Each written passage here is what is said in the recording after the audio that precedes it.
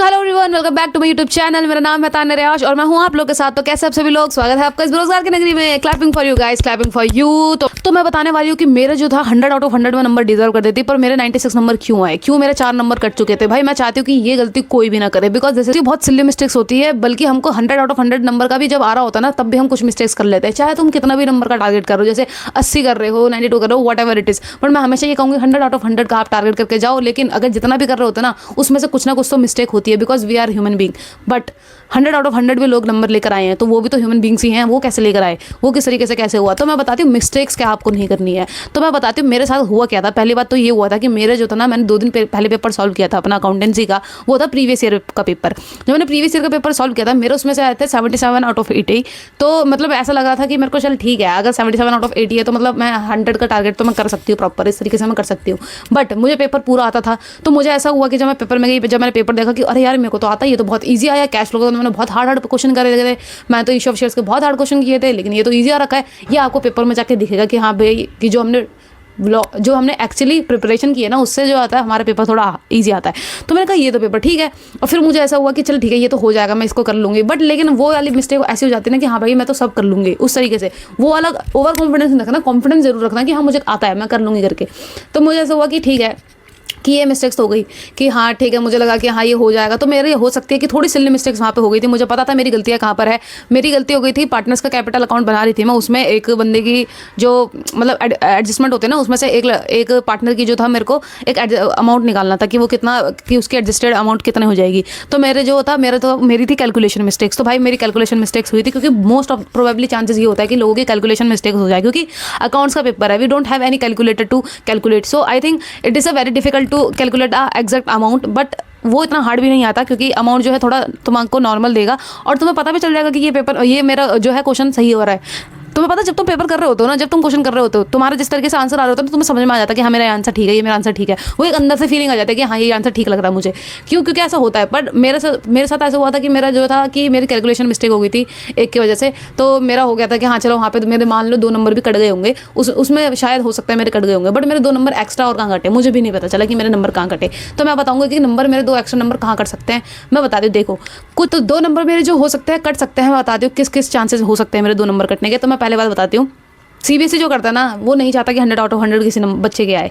तो इसलिए वो जो है सिली मिस्टेक्स ढूंढता रहता है बच्चों की, या फिर कुछ ऐसे मिस्टेक ढूंढता रहता है, या फिर वो खुद ऐसा पेपर बनाता है कि लोगों के 100 आउट ऑफ 100 जो है वो टारगेट नहीं कर पाए। क्योंकि वो हो सकता है कि ना कुछ एक नंबर का या फिर ये 2 नंबर का जो है एमसीक्यू हार्ड बना देते हैं, ठीक है। बट मेरे हिसाब से मेरे एमसीक्यू ठीक थे, एंड आई डोंट नो कि मेरे नंबर कहाँ कटे। अब मैं बताती हूँ कि यार हो सकता है कि कुछ एमसीक्यू में गलती हो, या तो एक या 2 एक गलती हो सकती है एमसीक्यू में, तो वहाँ पर गलती हो सकती है। अब आता है मैं अदर चीज़ों के बारे में। चलो क्वेश्चन नहीं आया तो ठीक है, लेकिन तुमको सिल्ली मिस्टेक्स नहीं करवानी है, अपनी फालतू के नंबर नहीं कटवाने। कहाँ जब तुम जनरल एंट्री बना रहे हो या तुम किसी का भी फॉर्मेट बना रहे हो, वहाँ पे तुम डेबिट क्रेडिट नहीं लिख रहे, तुम लेजर फॉलियो का वो नहीं बना रहे, लाइन लेजर फॉलियो का ब्रैकेट नहीं बना रहे हो, भाई उससे भी वो आधे नंबर काट देगा। वो फॉर्मेट के कोई नंबर दे ना दे, लेकिन तुम्हारे फॉर्मेट के नंबर जरूर कटेंगे। इसलिए मैं कह रही हूँ कि आपको जो है फॉर्मेट बनाना है तो आपको ढंग की तरीके से बनाना है। फॉर्मेट जो है प्रॉपर तुम्हें पता होना चाहिए, पर्टिकुलर्स को पर्टिकुलर्स लिखो। ये नहीं कि सिर्फ अंधाधुन लिखे जा रहे हो कि समझ नहीं आ रहा। एंड जब पार्टनर्स का पूरा नेम लिखोगे ना उस फॉर्मेट में, तो पार्टनर्स का नेम प्रॉपर आना चाहिए, ठीक है। प्रॉपर आपको अच्छे से स्पेस मिला होता है, उसको अच्छे से यूटिलाइज करो और बहुत अच्छे तरीके से करो। मेरी प्रेजेंटेशन अच्छी थी, मुझे पता था, इसलिए मेरे नंबर आए, ठीक है। अगर मेरी प्रेजेंटेशन अच्छी नहीं होती तो हो सकता है और नंबर वो काट देते। जैसे तुम्हारे पता क्या होता है, सीबीएसई करती है, अगर तुम्हारे जो है 80 नंबर आ रहे होते तो ठीक होता है। जैसे तुम 90 से पार करने वाले होते हो ना नंबर को, कि हाँ तुम्हारे नंबर प्लस आने वाला है, तब ढूंढता है टीचर तुम्हारी गलती है कि तुम्हारी गलतियाँ कहाँ है, मैं कहाँ काटूँ नंबर। क्योंकि टीचर्स को ऐसा होता है कि मैं इसका नंबर कहाँ काट सकता हूँ। तो इसलिए तुमको 1% अपना चांस नहीं गंवाना है कि तुम्हारे नंबर कटे। तो मैंने तुम्हें बोल दिया है, डेबिट क्रेडिट वाला सही से लिखना। अगर कोई सा भी आप वो कर रहे हो, कोई सा भी फॉर्मेट बना रहे हो, तो उसको ढंग से लिखना। बैलेंस शीट लिख रहे हो तो बैलेंस शीट एज एट इस तरीके से लिखना। तुम जैसे इशू ऑफ शेयर्स की बैलेंस शीट बना रहे हो तो उसको भी नोट्स टू अकाउंट प्रॉपर लिख के आना, फिर पर्टिकुलर्स एंड अमाउंट लिख कर आना।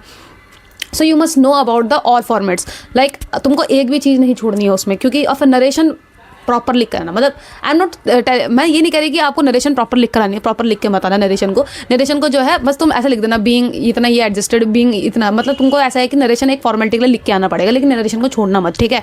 मैंने इवन इशू ऑफ शेयर्स में भी जो होता है ना, कुछ लोग जो होता है ड्यू की एंट्री एंड पैसे मंगाने की एंट्री में जो है 2 एंट्री का एक नरेशन करते हैं, बट नहीं, मैंने सबका अलग अलग नरेशन किया था तब भी उसका, ठीक है।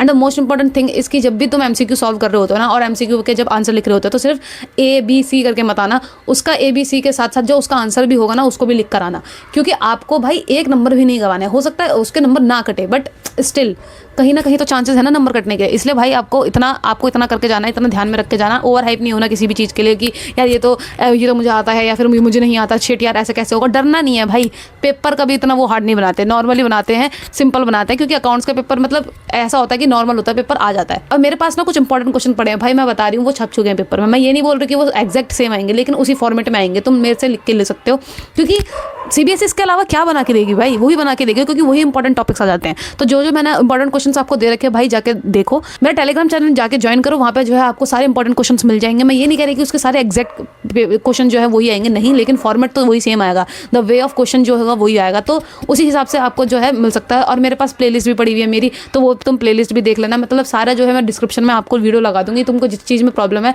वो सारी वीडियोज़ मैं बना के लाई करा रही हूँ। और जैसे भी आपको प्रॉब्लम है तो भाई मुझे बताओ कि दीदी ये नहीं हो रहा, वो नहीं हो रहा, मेरा टेलीग्राम चैनल ज्वाइन करो और वहाँ पे तुम मेरे को मैसेज कर सकते हो।